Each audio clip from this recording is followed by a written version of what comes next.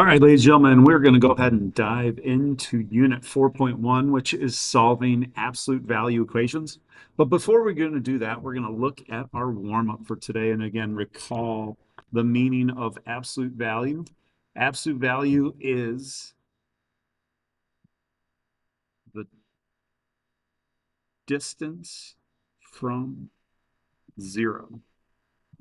So remember, anytime you're doing the absolute value of any value, it is a distance, and distance will always be positive in the real world. So if you take a look, we want to know, hey, what is the distance from zero of -5? Well, that is 5 units away. And if you take a look at number 2, it says, what is the distance from zero for 6? So the absolute value of 6 is 6. Last but not least, you might have something like this. It has the absolute value of -3 plus 8. We'll just go ahead and simplify what's inside.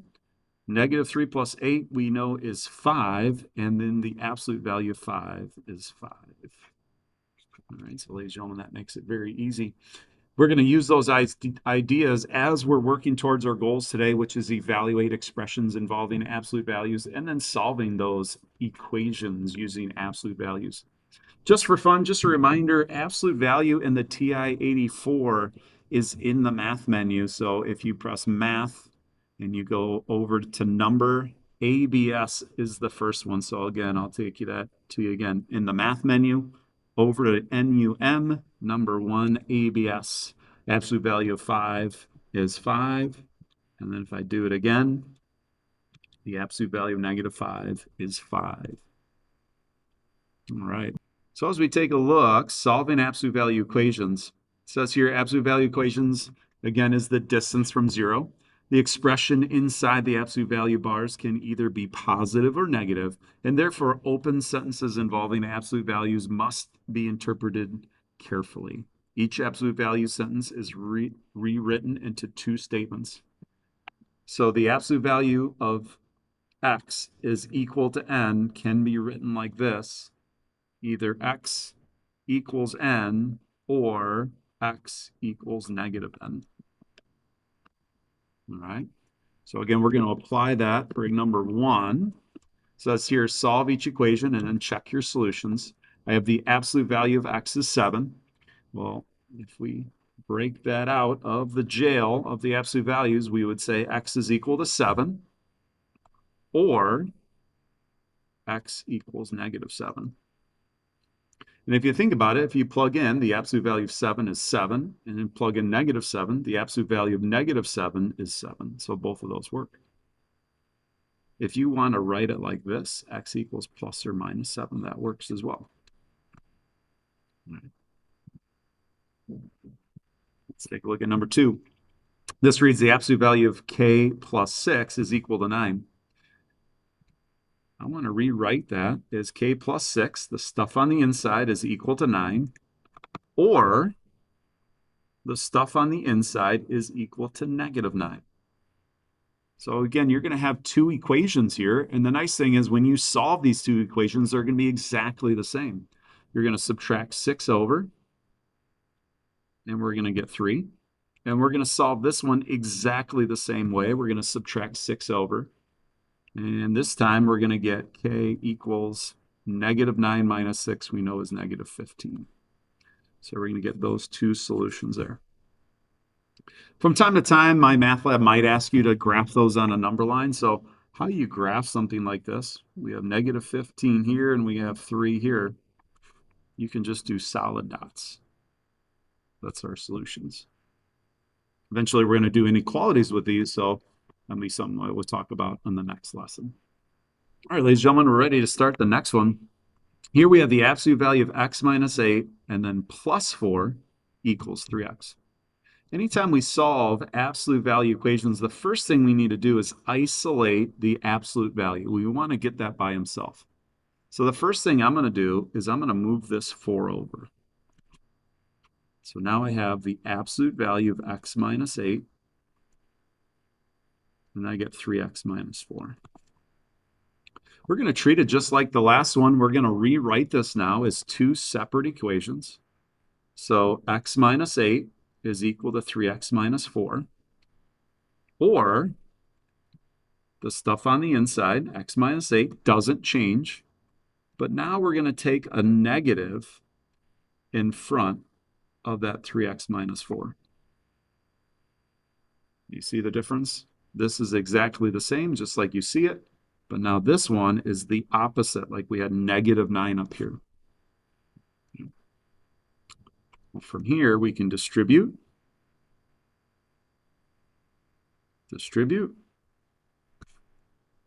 And go ahead and add the 8.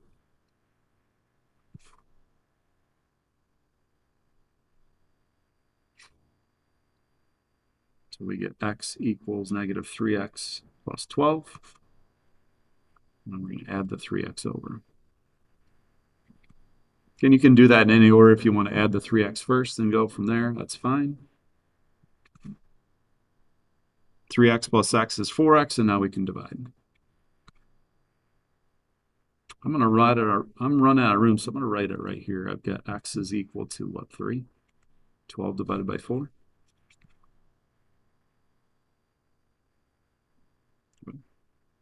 Now this one's going to be solved a little different, but same, but different. Again, you can move your constant over. If you prefer to move your x's over first, you can do that. That gives me 2x minus 4. That equals negative 8. We can go ahead and add the 4 over. That gives me negative 4 equals 2x. And I'm running a room, I'm going to write real small. I'm going to divide by 2, and negative 4 divided by 2, I get x equals negative 2. So I either get negative 2 or 3 or negative 2, either one.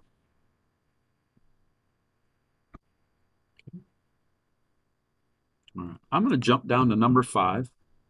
I want to take a look at this one. Here I've got 3 times the absolute value of x minus 4 equals 15. Before you separate and do plus or minus on either side, we want to isolate this absolute value. So as I take a look, I want to get rid of this 3, and the opposite of timesing by 3 is just dividing by 3. So now I get x minus 4 in that absolute value, and 15 divided by 3 is 5. All right. This looks pretty easy now, doesn't it? It looks very similar to example 2. Go ahead and separate. X minus 4 is equal to 5, or x minus 4 is equal to negative 5.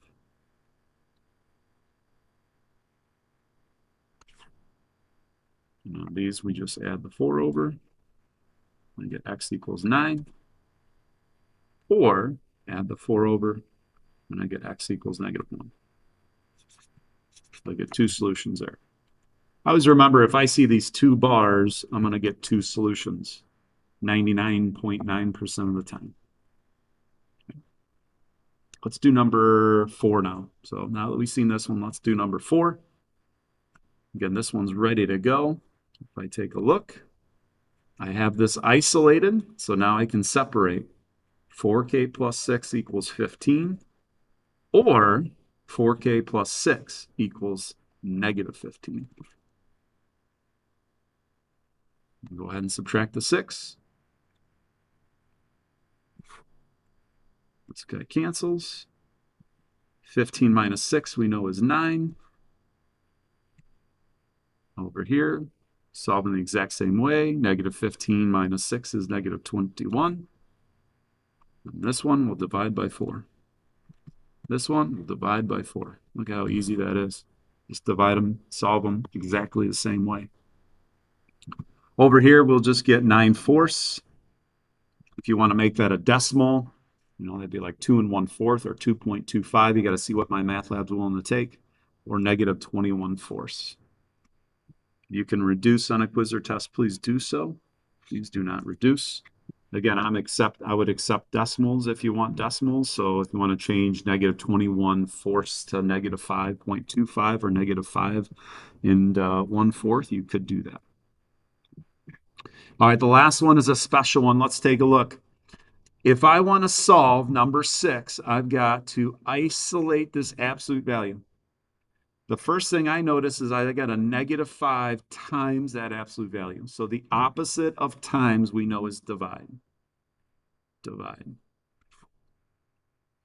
And now I get the absolute value of 2x minus 13, and 5 divided by 5 is negative 1. Now, before you go any further and try to solve this guy, remember absolute value means the distance from 0. Can the distance of whatever this is from 0, can that equal a negative number? You're like, heck no, Mr. Gotch, that's impossible. This is a no solution. You cannot do that. Anytime you get an absolute value equal a number that's negative, then it goes right to no solution. You can never get an absolute value equal negative. You don't even have to go any further in solving. No solution. Can't do it.